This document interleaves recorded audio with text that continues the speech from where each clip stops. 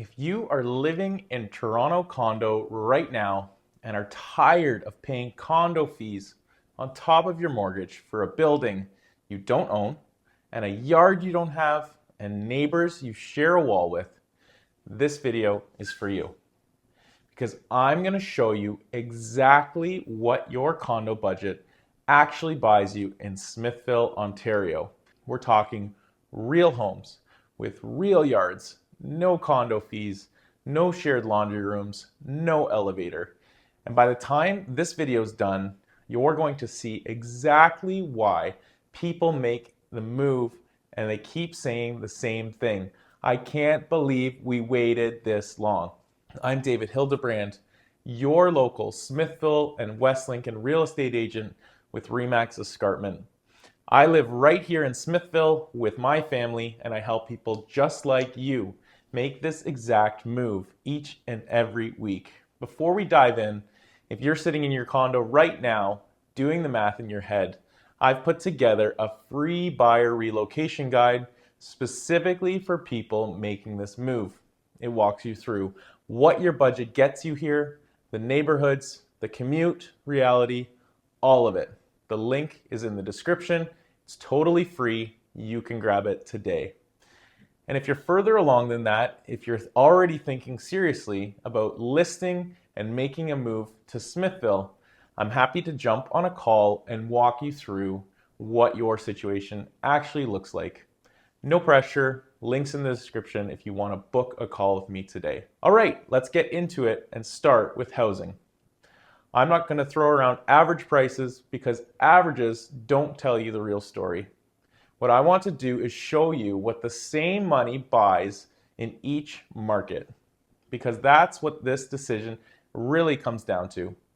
Let's run two comparisons side by side. In February 2026, based on 398 sales tracked throughout the Toronto Real Estate Board, the average Toronto condo in the 700 to 1100 square foot range sold for $665,443.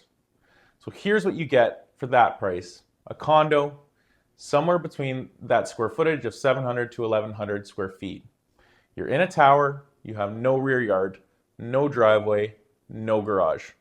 And on top of your mortgage, you're also paying condo fees, typically $600 to $1,000 a month, and you get a gym you might use and a concierge who doesn't know your name. Now, take that same $650,000 and move it to Smithville. You're buying a pretty new freehold townhome. You have a garage, you have a yard, you have no condo fees, not now, not ever.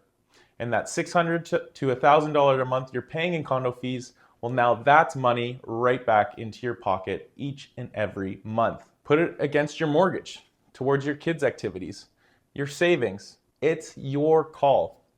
Now let's move up the price point range.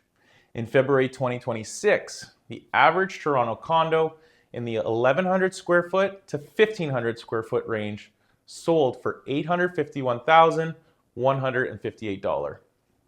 That's based on 103 sales throughout the Toronto Real Estate Board. So at $850,000 in Toronto, you're getting a larger condo between 1,100 and 1,500 square feet. It's more space, but you're still in a tower. You still don't have a yard. You still don't have a garage. And your condo fees on a unit this size are likely somewhere between $900 to $1,200 a month or more. Now let's take that same $850,000 and move it to Smithville. You're now looking at getting a newer detached bungalow with a big yard that doesn't need updates. Or you could get a new two-story home with a double driveway, a big yard, and in many cases, no rear neighbors. You have a real home, a place where your kids can actually play outside without having to take an elevator. And look, I want to be fair here. A 1,500 square foot condo in Toronto is a genuinely nice space. But when you factor in the condo fees, lack of outdoor space, and the fact that you're building equity in a depreciating condo market, the math just doesn't hold up the way that it used to. One more thing on rents, because not everyone is ready to buy yet. The average one-bedroom rent in Toronto is $2,095 a month. In the Niagara region, that same bedroom runs around $1,700 a month. If you go up to a two-bedroom, that price in Toronto goes up to $2,649, whereas in Niagara, it's $2,200. That's $400 a month back in your pocket before you've changed a single other thing about your life. Now here's something that surprises almost everyone. Toronto's property tax rate is actually lower than West Lincoln's. So Toronto would win on the tax rate, right?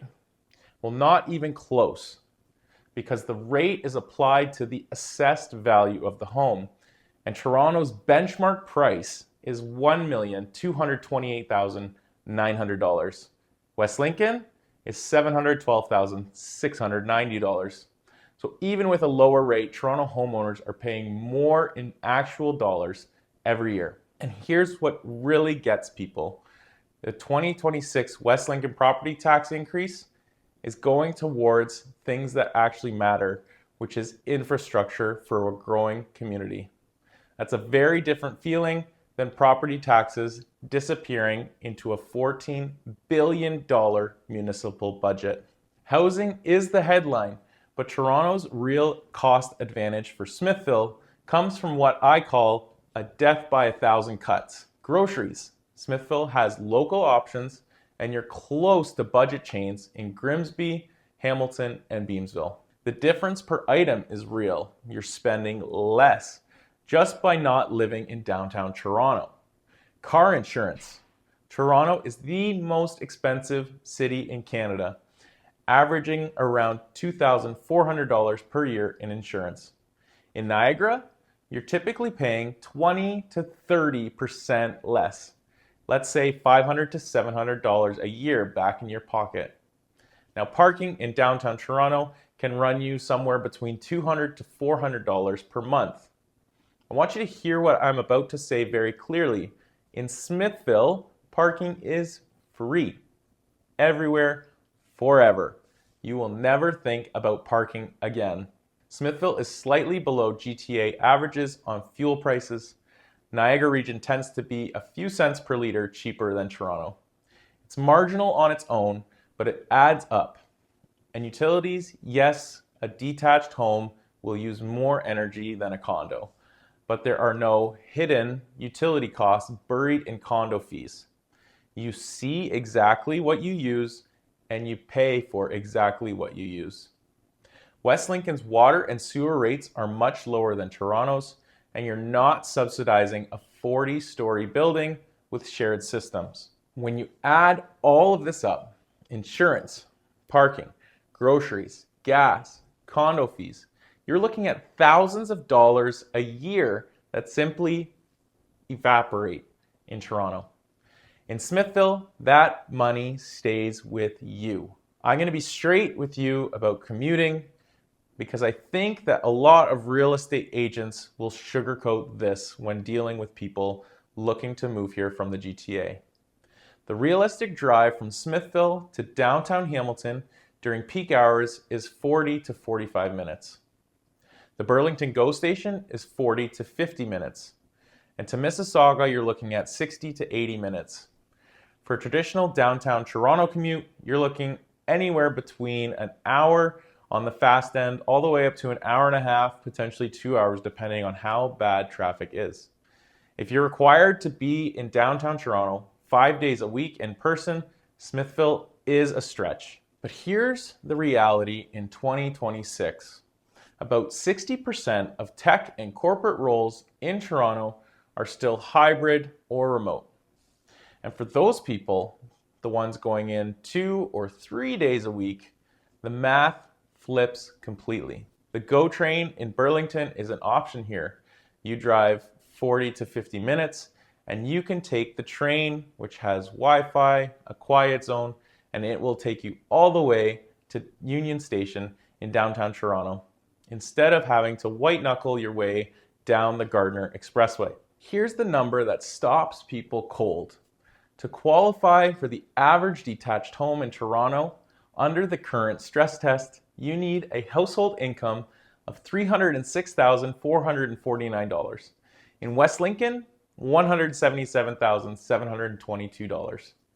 That's over a $128,000 difference between the income needed to get a detached home.